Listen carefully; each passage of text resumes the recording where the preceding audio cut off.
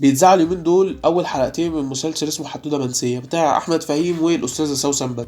انا كان عندي تعليقين صغيرين على احمد فهيم، واحد سلبي واحد ايجابي. الايجابي ان هو من بعد جعفر العمده لسه الحمد لله ربنا لسه هديه وما عملش بطوله اولى وهو بقى البطل وشال عمل لوحده، دي حاجه يشكر عليها الفنان. انما الحاجه التانية انا شايفه لسه متقمص شخصيه سيد العمده، يعني هو في المسلسل شادد صدره كده وطريقه الكلام لسه حاسه اللي هو لسه ما خرجش من مسلسل جعفر العمدة. يعني احنا في مسلسل تاني يا استاذ احمد، يا ريت نغير الشخصيه. وعامل دور بلطجي، فانا دايما بشوف دور البلطجي لو مش يحيى العطار في الاب الروحي، الادوار اللي هي الواد الصايع هو دوره كده، بس هو بيعمله بدور عمده لسه.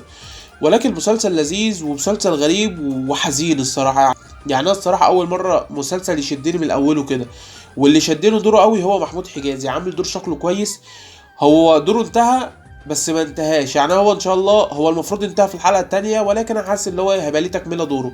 وطبعا معانا الاستاذه العبقريه المرعبه اخت المخرج العالمي جوز المدام المرعبه ريم سامي.